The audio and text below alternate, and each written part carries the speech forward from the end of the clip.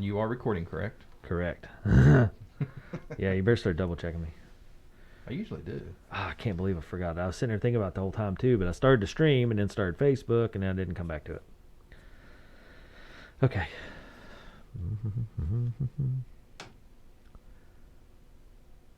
All right.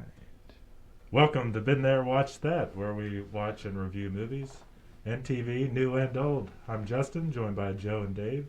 This is episode number 8, and we're doing a Rocketman review this week.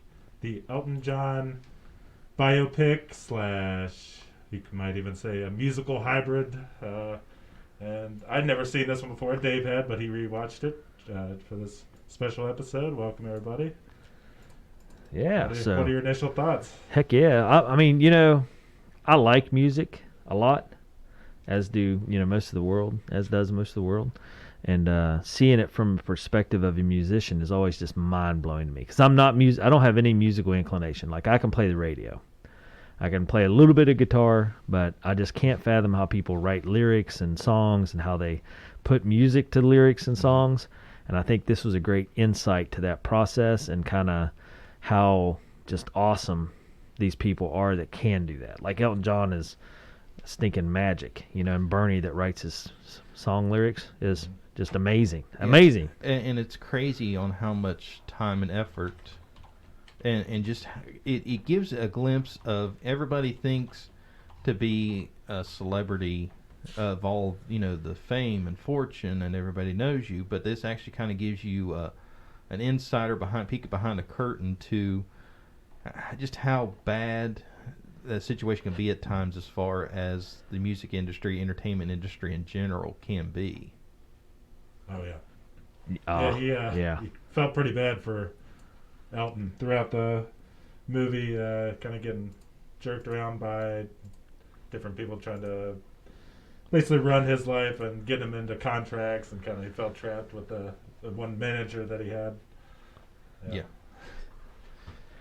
It's crazy how, I like how it was kind of in that fashion of an autobiography kind of deal. Right. Like documentary style. Right. And it was really, I like the fact too that it started off with him bursting through the doors and you didn't know where he was. Right. But, spoiler alert, don't listen if you plan on watching it.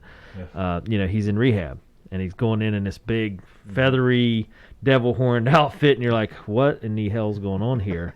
And then he flops down, starts telling his life story, starting as a child and working his way up. Yeah. And then it keeps flashing back to him in rehab as he goes through the stages, and he loses his fancy uniform to where at the end, he's a normal person. Right.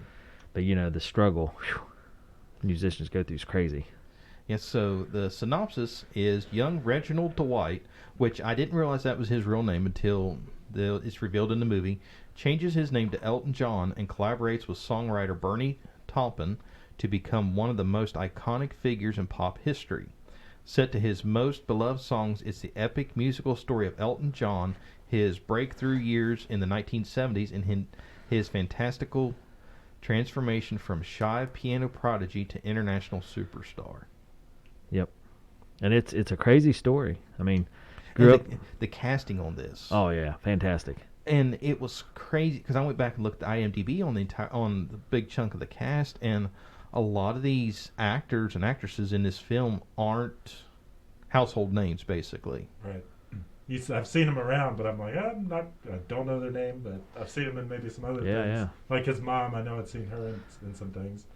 Yeah, Taron Egerton, which played Elton. He's in The Kingsman and a couple other movies. I've never seen him in anything. Jamie Bell, he played Bernie. Yeah. And then he's in a lot of stuff. Richard Madden, who played John Reed, actually was in Game of Thrones. Yep. And who's John Reed? Remind me on that one.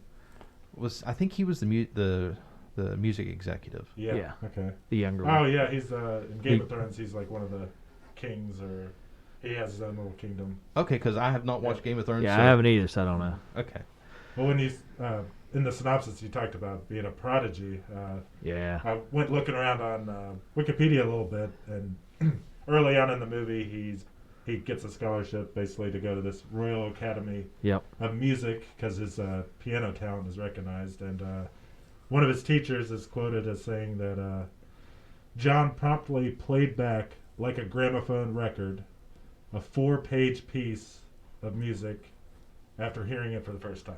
Yeah. So that's insane. Yeah, and they kind of showed that in the movie where he walks in there, the teacher's playing, she stops, looks at him, and goes, "Oh, so you're here to play?" And then he plays, and she says, "Well, show me where you're at." And he plays and stops exactly where she goes. And she goes, "Why'd you stop?" He said, "Because you stopped." Yeah. He didn't know any more of it. He didn't know any more of the music. He'd only heard the part that she was playing when he was walking in the room. Right. He had it stuck in his head, and he could just play it back to her. And that scene had a lot of different stuff in it. His grandma was there living in the house with him and his mother, and of course his dad when his dad showed up. But his grandma was a supporter of him. And kind of made it seem like he wouldn't be anywhere without her. She was the only one. That really took an interest in him. She made the arrangement to the Royal Academy. She took him there, gave him bus fare, and said, "All right, here you go. Make the most of it. This is your life. I support you." So a lot of stuff in that one little clip of that part of the movie. Because his dad, he's just like the total villain of the movie, kind of. Yeah. He's the bad guy that doesn't support totally him. cold and doesn't, he distant. Wants to come into the room and listen to some music with his dad, and he basically tells him, like, never touch my records, and if you're in here, don't make any noise, and just... Yeah, his dad's a slime ball in the entire movie, and then we find out towards the end about his mom. She's just as big as a slime ball. It's like, no wonder he's went through all these struggles and his life decisions. No wonder he's done what he's done, is because, look what he had to deal with growing up. You feel sorry for him and are amazed that a lot of people in this very similar situation wouldn't be able to turn things around or put themselves into such a successful situation as he has. Yeah. And it's kind of crazy. He goes through all the scenarios, and it follows him through, like, the Troubadour and showings like that. And actually, I want to say, I could get this wrong, but I think he started out doing some country western stuff. And I think they hinted at that. Well, they kind of hinted at it. A funk band or whatever. Him and his band were playing backup for a funk touring. A little bit band. of soul, Soul, yeah. When I picked this, I didn't watch a trailer or really read anything. So Joe and I were talking about this a little earlier today before we started, that early on in the movie, it goes to a close-up of someone's face and they start, like, singing slowly. I'm like, oh no, what have I done? I picked a musical. And when we talked about the musical hybrid, there's a big chunk of music in the movie. Like, it's not here and there. It's pretty routine throughout the movie that there's song and dance, and then we'll totally, like, switch back into a totally normal biopic, which is interesting. Yeah, and when I first saw that it was going to be a musical, I thought, well, okay, it's going to have Elton John's music. That's a given. And then as soon as you push play, within a minute, they break into a musical, and I'm going, really? Justin signed us up for a musical. And full disclosure, this was my first musical I've ever sat through. Mm-hmm. So as soon as I saw that, I was like, you're kidding me, right? So I was getting ready to throw you under the bus, Justin. Yeah. I was like, Justin's going to hear about it. And then, actually, as the movie went along, I found myself being actually engaged into the movie, and most of the songs or the musical parts in the movie actually helped transition into the next part of the story. So it actually helped guide the story along. So, a lot of times musicals, what I call, they beat you over the head with it. They do music just because it's a musical. Mm-hmm. And this, they actually timed it right and had it in the right spots for the most part. They used it to, like, transition to different scenes or different parts of his life. Right, yeah. Instead of just trying to just do a quick camera flip, okay, he's now 8, now he's now 17. They showed that progression within, 1 minute, 2 minute span in songs. So it was... Yeah, it's a 2-hour movie. It didn't feel very... It didn't seem like it dragged on to me. It felt like it kind of was tight and everything moved along. And the transitions were really good. Yeah. Because it jumped back and forth to his rehab days, and you didn't know that until the end. But one of my favorite transitions was, remember, he's at the party, and basically he's just super depressed, took a handful of pills, drinks a bunch, and then gets on the diving board and tells everybody at the party he's going to, for my next trick, I'm going to die, and he, like, falls into the water, and then that becomes an underwater, like, singing scene. He's singing underwater with people swimming around. Then he's pulled out, so that's kind of like reality again, but then as they're taking him to the hospital, a whole like dance troupe gets together and starts dancing and like putting him in the hospital, but then putting him in his full getup. Yeah. And then throwing him out on stage. So Oh, yeah. it's like this crazy artsy like. Yeah. And I think that happened. I think he committed or tried to commit suicide, and then they threw him right in the Dodger Stadium like 2 days later. They're like, "Yeah, you got to through perform." Music that goes from And it was in one the of hospital to bam, now you're at Dodger Stadium just by like that little weird transition they do, which is kind of crazy. Now here's a little gotcha that I did not realize. When he falls into the swimming pool, he starts singing Rocketman, and this. I did not catch this until I read it afterward. When he starts singing, the actual lyric of the song is, I miss my wife. In the movie, it's I miss my life. Yeah. I didn't catch it. I was like, oh, wow. Yeah. So it kind of played right into, he's trying to commit suicide, and now... So, I mean, it was very well done. And at this point, I mean, he's already a multi-millionaire, but is absolutely miserable. He's in his mansion basically drinking himself to death. Yeah, and it kind of shows you that money doesn't buy happiness. Here, there, one scene in his house, he was sitting there, all depressed, drinking and all that, and the record exec looks at him and goes, "Go ahead and kill yourself. I'll still make my money even after you die." It's like, well, that's just a jerk move right there. And unfortunately, that's just the way entertainment runs. It's like, yeah, you can go ahead and kill yourself, but we're still gonna make money off of you even after you die. It's like that's just a jerk move. We can keep selling your albums. Yeah. A lot of times somebody dies and then the albums go through the roof. Yeah.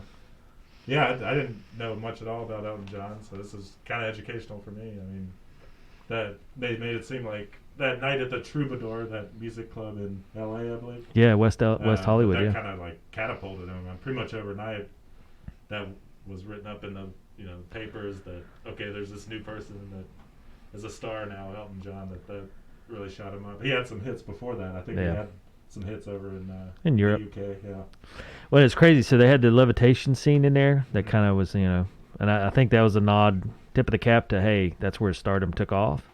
But also he actually, and it shows it at the end of the film, it shows it shows it in the newspaper scrollings right after that, like him jumping and kicking his legs out. That really happened.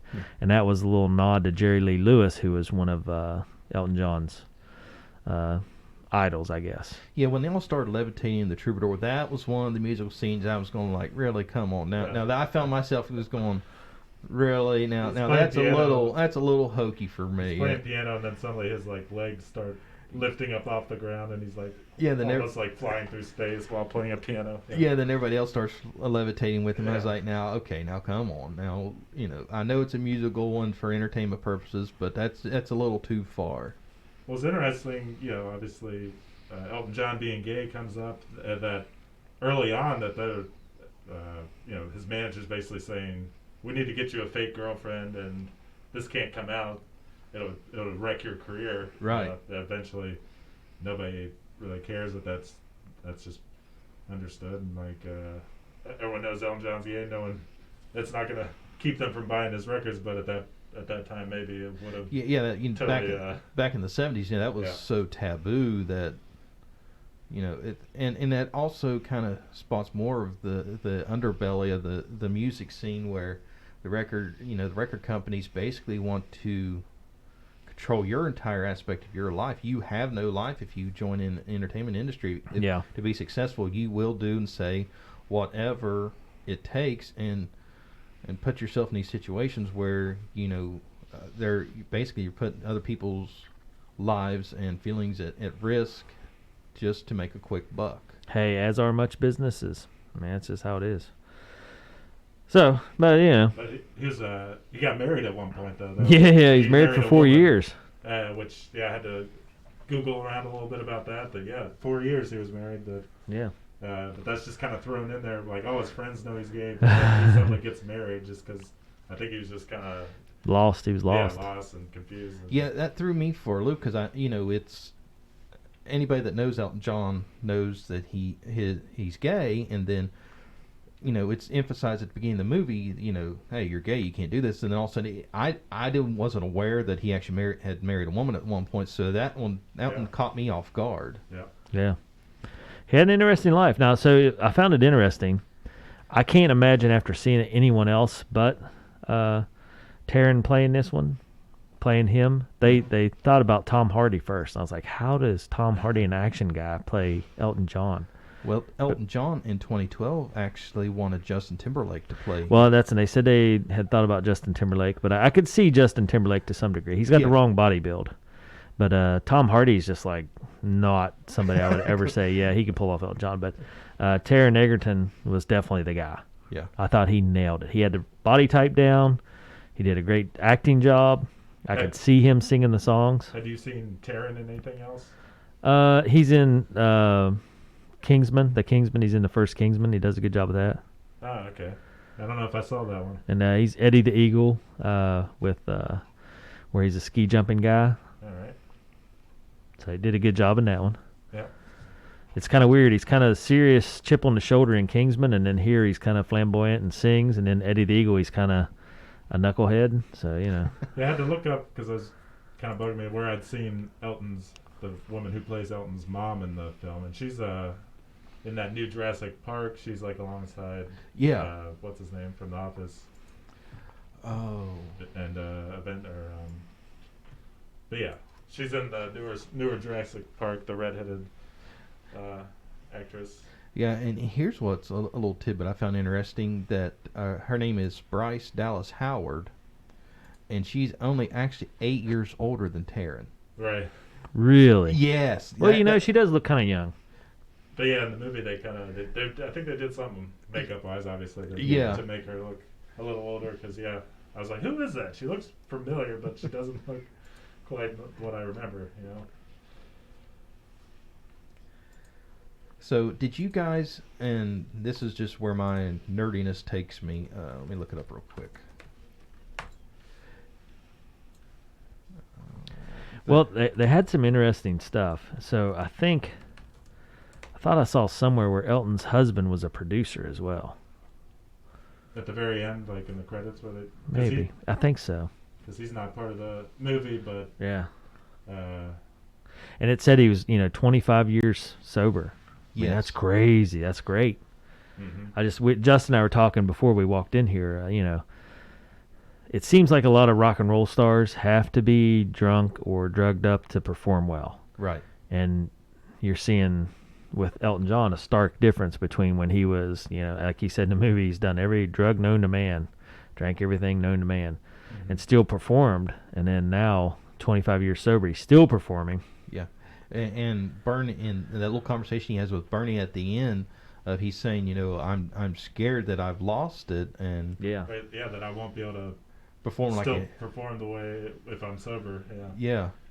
Because Bernie, who's like a main side character in this whole thing, which wrote the lyrics to every Elton John song, that's something I had no idea, that Elton did all the music for all his songs, but he had this, basically a duo of someone that a lot of people don't hear about is Bernie, who's the songwriter. Yeah, and the way the movie's portrayed, Bernie, other than Elton's grandma, but Bernie was basically the only true person in his life that actually had his back through all of it. Yeah. Mm-hmm.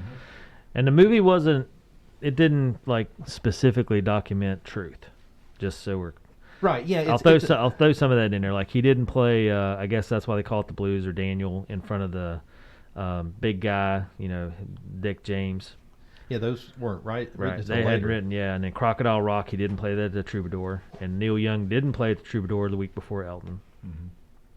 So those kind of things are just, I think, thrown in there just to kind of add a little sparkle to it. Well, in Elton John's name, they took a little creative license on that as well. Oh yeah, there's a scene where he's asking him what his name is. He comes up with it on the fly. Yeah, the John part of the name in the movie is attributed to John Lennon of the Beatles. But instead, the John part actually comes from Long John Baldry. Yeah. And it's most likely not given, so according to IMDb, most likely not a real goof, given that it enabled the film to give a little nod to John Lennon, a close friend of Elton's from way back when. And they said it would be likely to have been a lot of additional legwork needed to wrap around the Long John Baldry to the narrative. Whereas John Lennon needed no more than just a picture for everybody to go, hey, that's John Lennon. So he named himself after John That Lennon. stuck out of me as maybe something that wasn't 100% factual, because he's sitting in an office basically with a record exec, and he's like, you know, what's your name? And he's decided that he's not going to use his real name, so he's like, Elton, and then Elton what? And you see his eyes kind of look over to a picture of the Beatles on the wall, and he's like, John? Elton John? I was like, I don't know about if that really happened that way, but... So I found what I was talking about on the nerdy side of things. Uh-huh. Do you guys remember the scene where Elton and Bernie are sitting on the roof of the apartment building and they're talking? Yeah. And one of the things they mention is Tower Records. Yeah. Do you know why they mention Tower Records? No, I do not. There's not a... This is...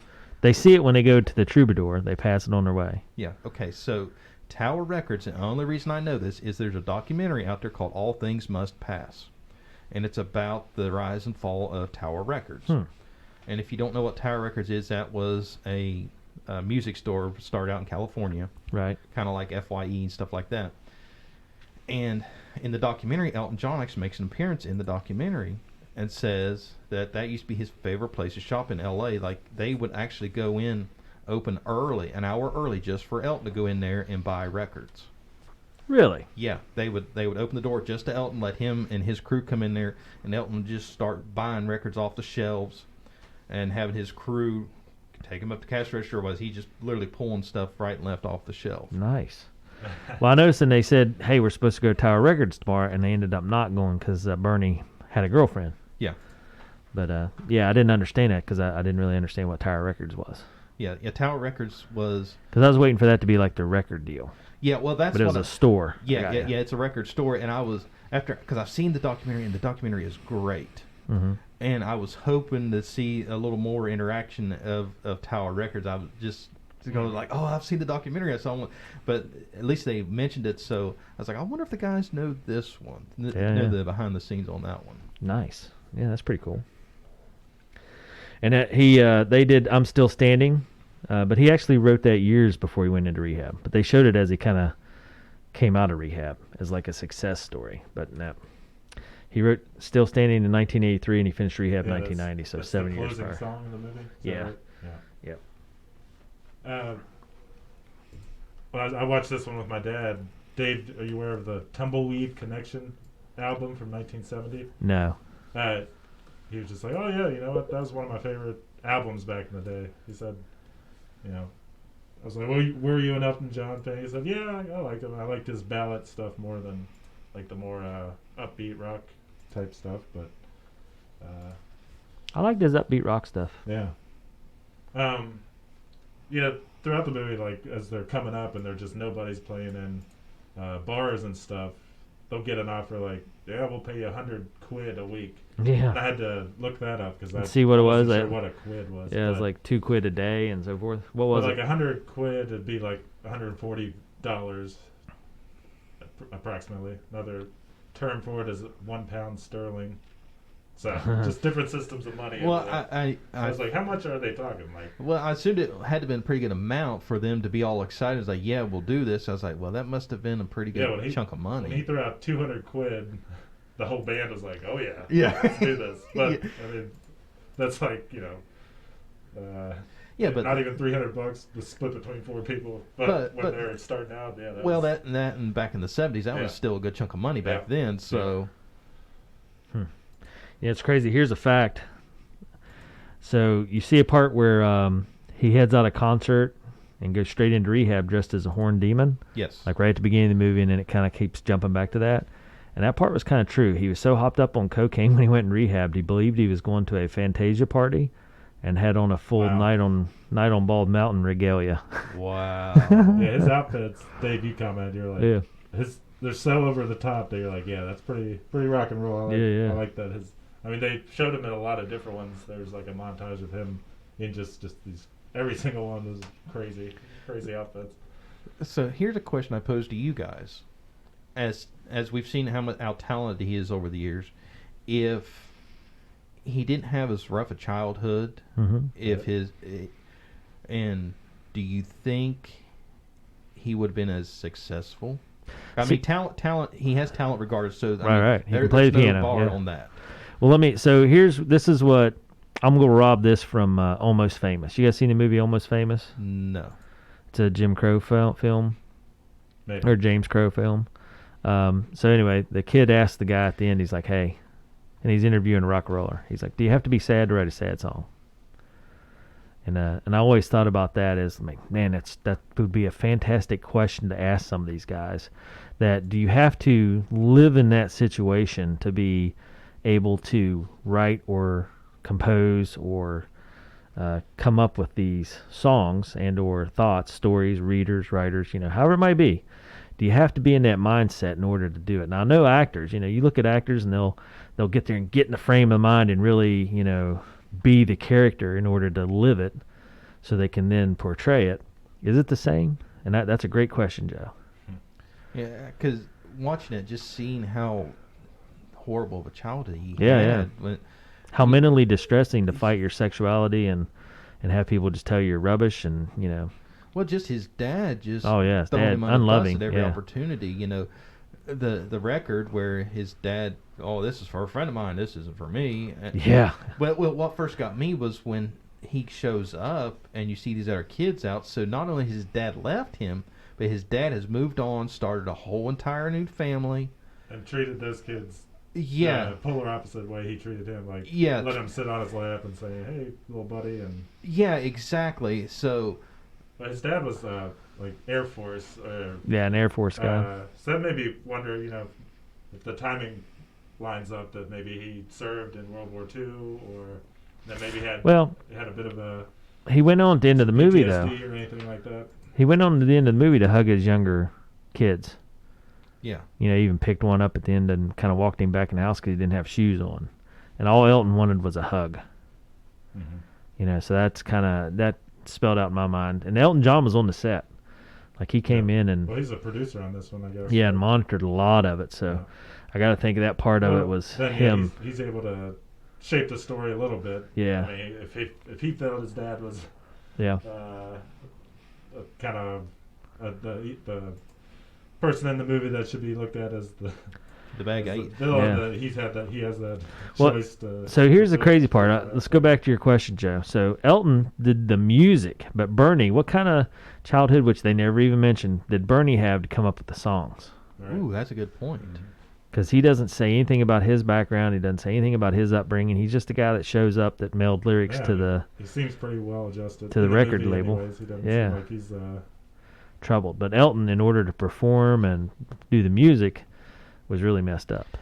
Yeah, Bernie's kind of the sidekick to like try to keep Elton against himself. Elton's his own worst enemy. Yeah. And yet, Elton goes, "Oh, you've left me and you've abandoned me. No, you've pushed me away. I've done everything I can do." So I think Bernie has probably had a little better upbringing. Yeah, I would have to guess so. But man, he wrote a lot of songs. So keep this. This is a little tidbit.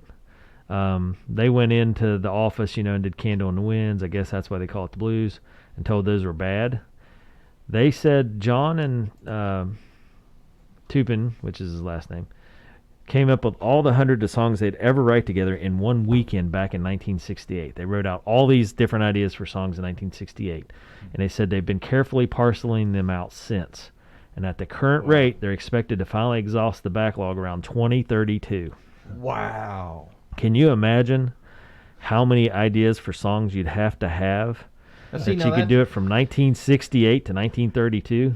Yeah, that's almost like, the conspiracy. That's 64 years worth. Yeah, that's almost like the conspiracy in the rap industry of Tupac. Tupac died and then he was still making music after he did. At this rate, with the backlog, Elton could, I mean, that's only, 21 now, so 11 years from now. Yeah. I mean, if So something happened we'll to see. Elton tomorrow, technically he could still be releasing new content for years. Yeah.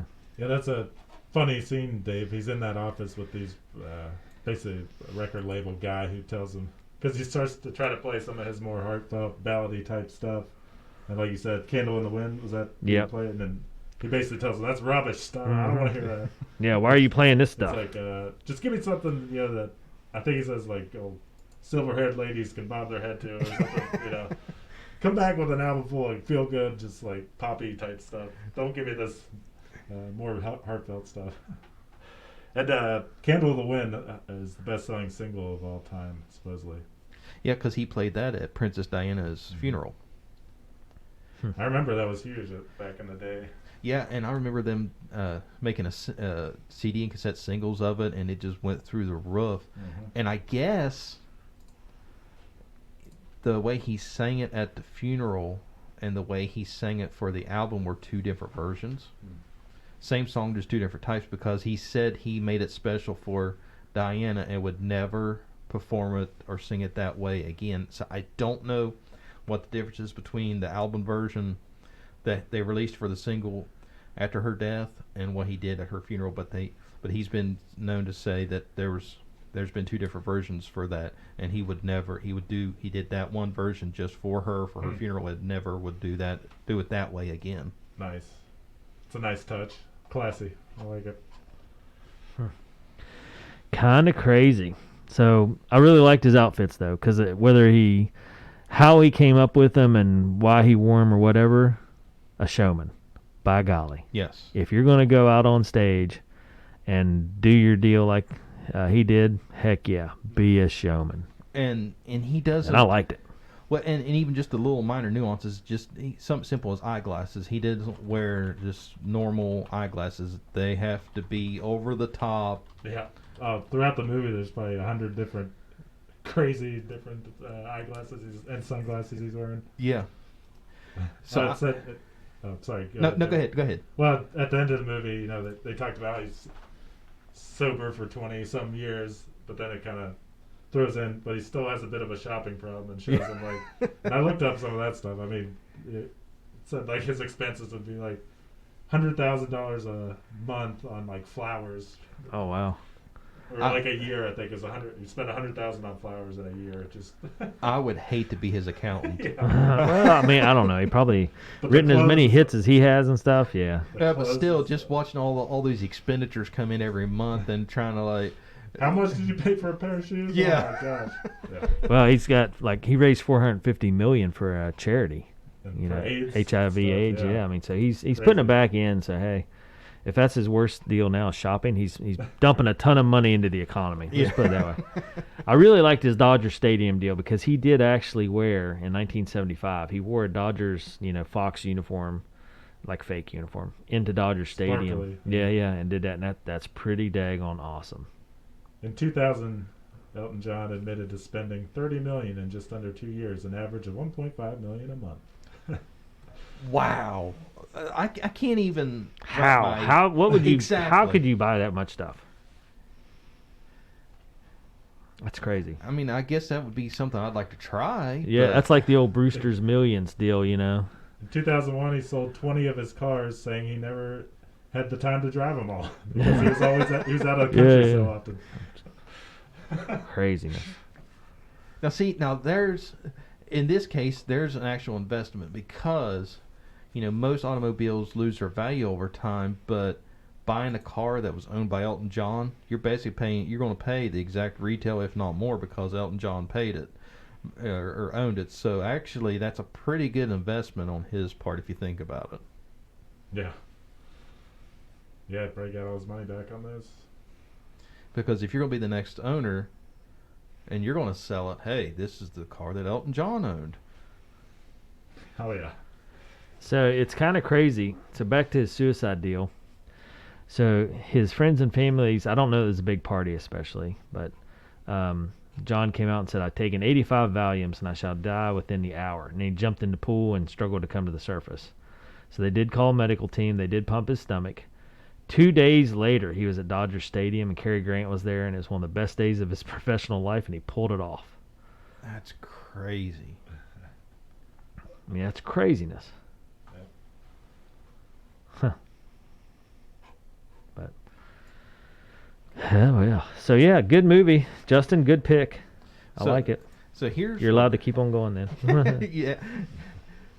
So here's what I found interesting. They said one of the biggest challenges that Elton John faced in trying to get this project moving forward is the many of the producers that he tried to get in to go in with him on this one, they told him, they said, Elton, you need to make this a PG-13 film to make it a hit. Yeah. And he came back and told him, said, look, I did not live a PG-13 life. Yeah, So you can't make this a PG-13 film. Oh, they're cussing left and right in some parts of it. Yeah. Well, and the sexual nature and the drugs and alcohol. Yeah. Yep. So it's one of those, I can see where the producers are going with this, because I watched, and there was just a few parts in it, and I was like, it kind of made me a little uneasy. Yeah. But yeah. But after I read this, I was like, well, okay, I can see where he's coming from. It's like, okay, yeah, if he's saying, I did all this, so I'm not going to basically cover it up or try to, gloss over it, say, yeah, it happened, to move on. It's like, no, we're going to get in the nitty gritty, the down and dirty. Here's I wonder here's how my long life. is he trying to make it? Because I could see 10 years ago, maybe, the public had a little bit different take on things, but it seems like nowadays people are just like, oh, just show me it all. I don't care. They're just People love to see just R-rated over the years. Yeah. Yeah, people want to get down to the deep underbelly, the dirt and the grime and everything, instead of just saying, oh, yeah, well, yeah, this happened and that happened, and move on. They're going to know what exactly happened. We need details. Yeah.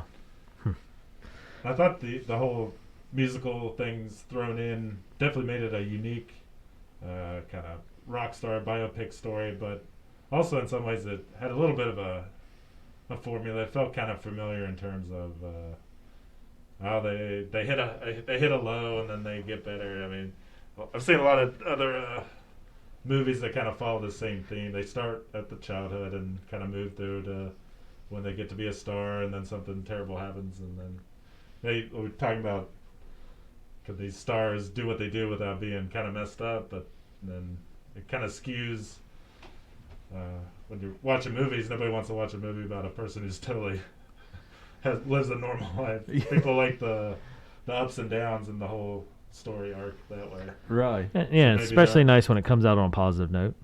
The rock stars that are out there that don't get into any of that stuff, they're not making a whole lot of movies about them. I'm sure they're out there, but right. Usually there's an element of drug addiction involved, or like something to spice the whole story up. Yeah, I liked at how it just kind of all came together. Like he was able in that room, in that therapy session, that he was actually able to basically face all his demons and say, because of you, I'm here, and you're not going to have control over me anymore. Yeah. Yeah, he faced down his demons, he made peace with himself, and he walked out, and 25 years later, he's still sober and still doing good. And finally realized that I guess it'd be 26 now. The one true person that he had fighting in his corner, Barney, was actually, he actually had one person that had his back the entire time. Yeah. So, good feel-good story, ups and downs. Yep. Interesting. A little bit, not not a documentary, still a movie. Right.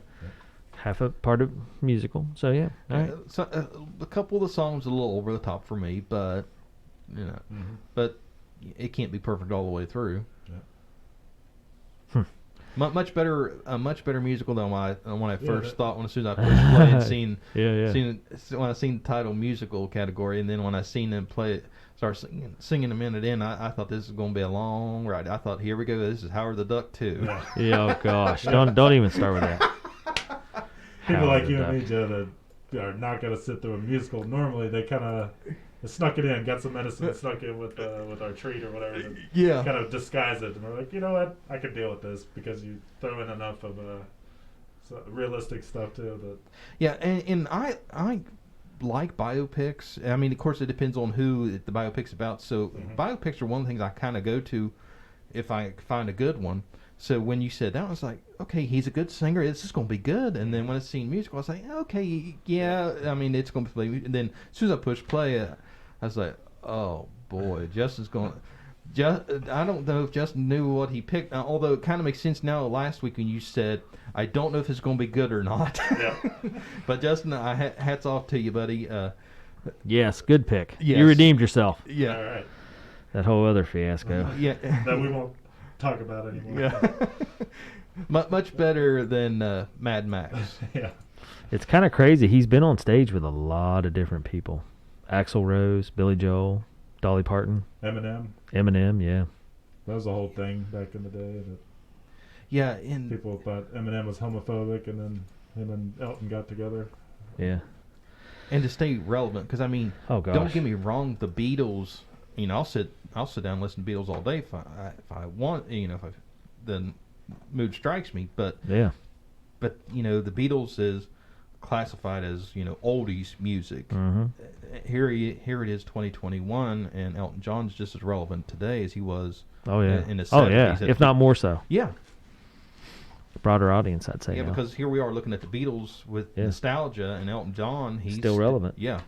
Kind of crazy. Yeah. Okay. Interesting stuff. So. I learned a thing or two. That's kind of what I was going in for. Maybe I'll learn a little bit about this artist I really don't know much about. Yeah.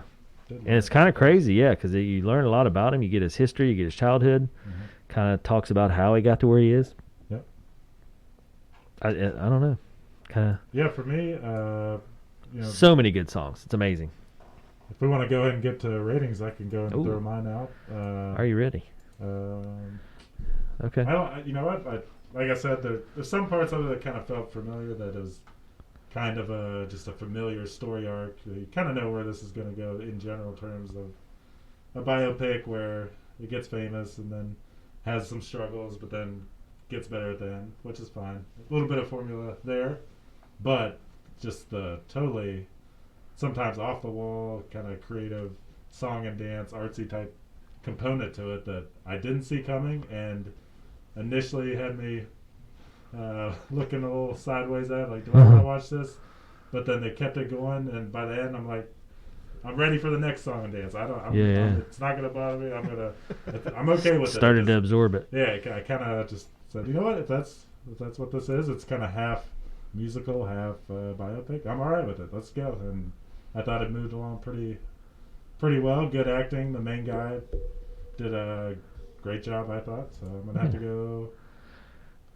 to go large on this one. Nice. Now you said you watched this with your dad. Yep. And he's older. Large popcorn for Justin. Nice, large popcorn. So, what would you think your dad would rate it as? Because I mean, obviously he was younger when Elton John was in the beginning of his career. So, how old's your dad roughly? He's 70. Okay, so he's 70 and I'm 47, so he's 30 years older than me. And I remember some Elton John, mainly My from the dad's 80s. born in 50. It says Elton John was born in 47. Yeah, so I just mean your dad kind of grew up with Elton John from the beginning of his career, because I kind of I'm cherry picking from when he was 80s, 90s. You know, that one I mentioned, that was his third album. Yeah, more mainstream. And your dad was familiar with his early music. How did your dad react to the film? He liked it. I always ask him, hey, what do you rate that one? Let's see. I can't get him to use the popcorn that we use, so he usually does 1 through 5. I think he said a 3.5. Okay, so he, you know, and I guess, I mean, he would be more relevant, like, with the true Elton John sense. So, like, earlier parts of the movies, he's kind of, I remember this one. Nice, like okay. The 70s and 80s. Yeah. Once it gets up to, like, Tiny Dancer, Candle in the Wind. See, that's where I'm more familiar with Candle in the Wind, Tiny Dancer, Piano Man. Yep. Those are in my house. Like, I like those too, but the ones that at the time early when I works. was younger, because he lived through it, he got to see it live or happen. Cool. Yep. Okay. All right. Well, Joe. You want to go or you want me to go? Go ahead. I'm going large as well, and I'd say close to mop bucket. So I'd say like large with some overflow. Okay. Just because I like the extravagant outfits, I like how it portrayed, the storyline. I like how it all flowed together. I like how it jumped it back and forth. Kept me entertained with the back and forth, because I was always like, all right, what are we going back to learn about him now, and how are we going to learn it? And the music's just outstanding. I mean, my goodness. As somebody that looks at music as from an outsider perspective of not knowing anything about music or being musical at all, I'm just amazed, that they wrote songs like that, and and he would just sit down and put the piano to it and go to town. It's incredible to me.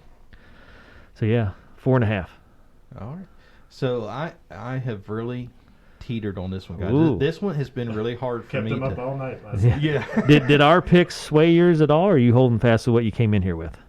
Well, actually, based off of what Justin's pick was, I've started a new formula on what to pick on based on what you Ah. guys watch, because Okay. I'll go back through and go, if you've seen this, you'll like this. You may Right, like right, this. yeah, So yeah. that's how I've been choosing. Well, Gotcha. not the last one, but that's neither here nor there.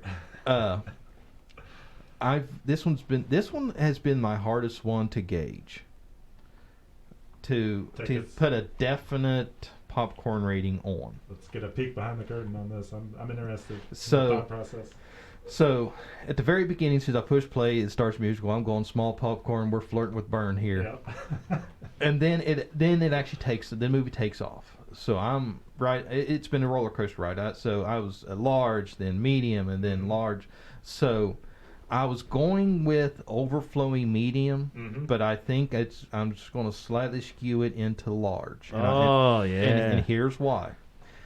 Like I said, a couple of the songs Took you out of it. took me out of it. It's going like, I really don't understand why you're doing a musical scene here. Right. I mean, a lot of them was perfectly, when he was in the Troubadour and started singing Saturday Night and goes outside. I mean, that was perfect. It's like, that makes perfect sense. Yeah, yeah. And then there's a couple of them that I'm going, okay, how's this? I can't find an association with. So I had a little trouble with that. Yeah. And then, like I said, there was a couple scenes that was going, had me kind of squirmed. So I was like, Yeah. okay. But other than that, medium, overflowing medium, right into large. So Nice. Okay, well, that is a positive movie yes, for all of us. So that was a good thing. So again, kudos to Justin. Redeemed himself, Yep. at least for now. Hey, I'm still gonna keep shooting blind though, and you might get a burnt one sometimes. Yeah, I'm just yeah, gonna yeah. say, well, I haven't seen it. Let's give it a try. See all what right, happens. Justin, I'm calling you out again on this now. Are you just posing this as you're going to shoot blind, or it's like, okay, yeah, I know this is bad. Well, But I let's mean, see. no, At least I was honest and said, guys, this might even not be good. Yeah, yeah. If Rotten Tomatoes says this is terrible, I probably won't try it out. Won't try it out But, again. Yeah. Interesting. Okay. Whoa, Dave, last show you teased a little bit about Yeah. your next pick. Yeah. My next pick. Okay, so I'll give you guys a choice. Yeah, we're gonna have it. More of a real, I would say again, docu-pick, or more music movie. So I'll give you a choice. More that is about music and the music industry. But not a musical though, right? Not a musical. Okay. Not a musical at all. But it does We have can't do it that has twice it in a has row, music yeah. in it where you see like a band playing songs, Right, Okay. but not a musical. right. And then so you got kind of like a movie about music and kind of intricacies, but it's still just a made up movie, but really good actors in it. Okay. And these are Mark Garofalo films, Okay. Mhm. or one that's kind of like a docu-pick. Well, let me ask you this: are either of them feel-good stories, kind of like Rocketman? Yeah, the one about music is kind of a feel-good story. It leaves you kind of smiling, kind of.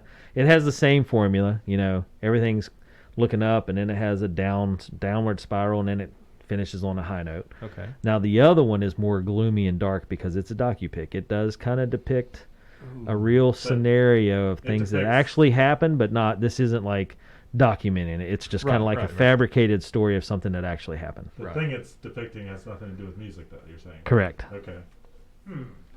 So one's about music and the other one's not.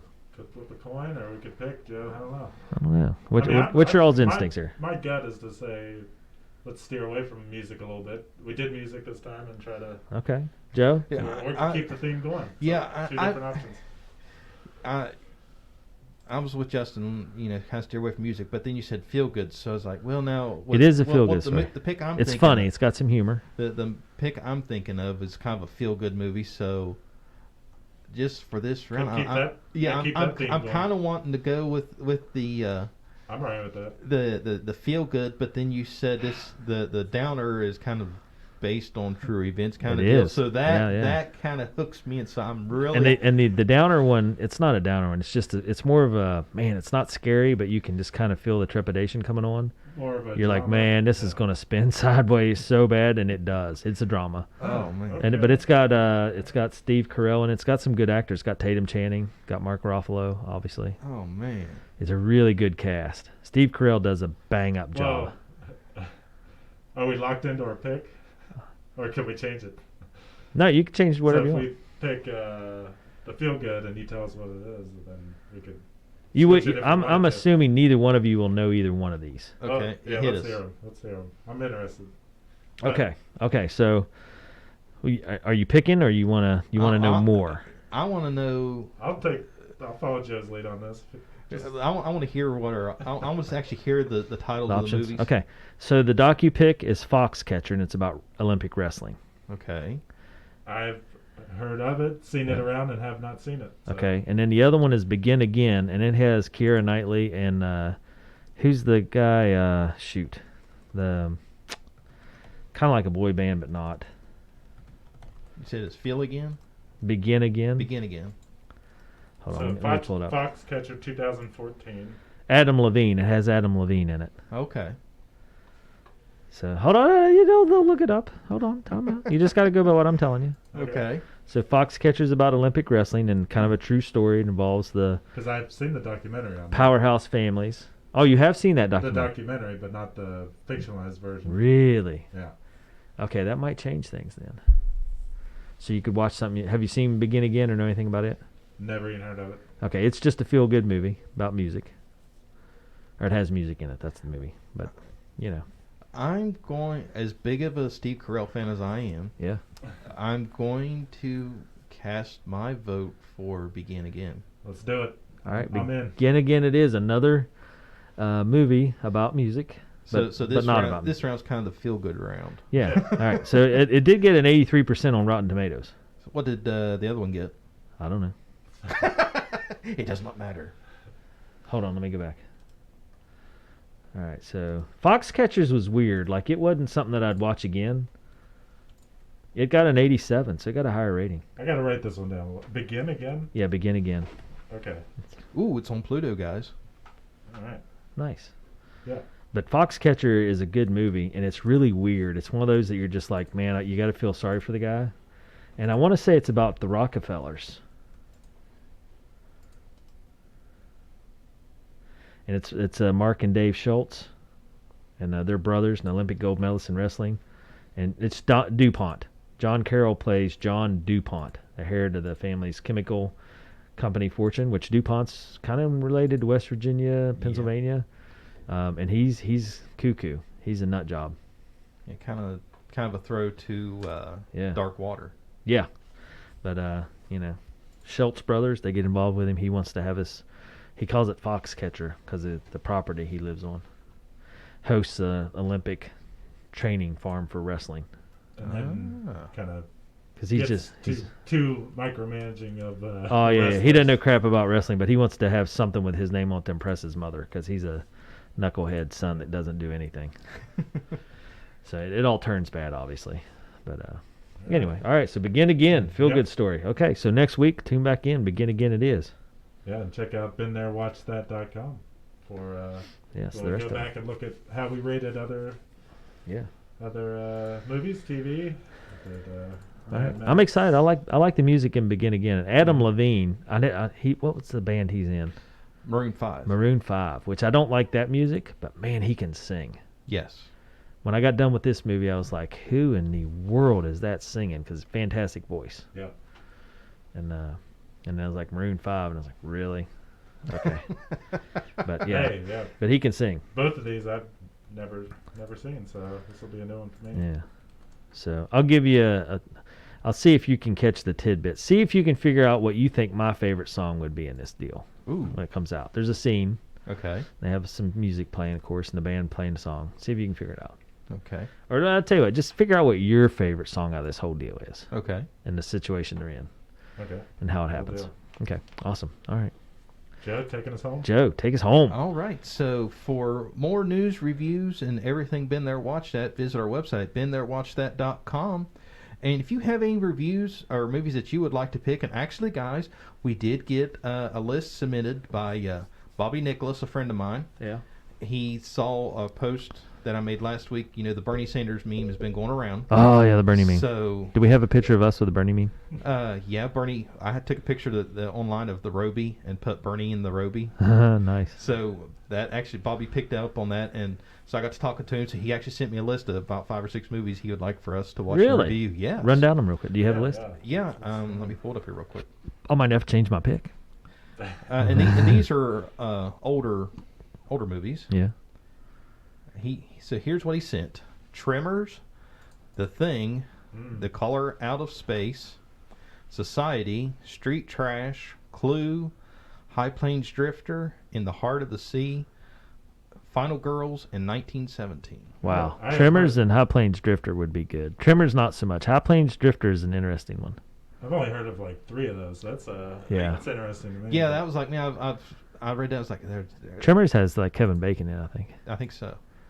So it's got the first one had some good actors, and then it went to crap after that. Well, there was like 5 or 6 of them. Wasn't Yeah, there? that's after the first one. But anyway, High Plains Drifters. Have you guys seen that with Clint Eastwood? No. Really? Man, it's a good one. It's got a really good story. It's got, it's not the usual Western one, but it is a Western, but it's about mining and kind of, running people out of their gold mine claims and stuff, and how the big power hungry guy, does factory farming essentially, runs out the little guys. And this cat rolls in, he's a preacher, and just starts cleaning up. It's, of course. It's a Clint Eastwood film, It so is, it has yeah. to be good. Yeah, Clint Eastwood does his normal deal. Although our records show that just because it has good actors doesn't mean it's a good movie. This is so. true. This one is good. I vouch for High Plains Drifter. Okay. It's one of those that you're just like, man, that's a Because so interesting far we've story. had a few movies come through the line of well-known actors list, and we're going, Oh, yeah. really? What was Leah Thompson thinking? I'm still going to I'm going back. And to Tim Mel- Robbins. I'm going back to Mel Gibson. So yeah. Yeah, well, he was young back then. I can understand it. All right, cool. Well, that's a good show. All right, I like it. Good movie. Good job, Justin. And Yeah, it's a very good pick. I mean, great ratings all the way around. Let's see if I can follow it up with Begin Again. Mark Ruffalo, Keira Knightley, Adam Levine. There you go. Yeah, cool. All right.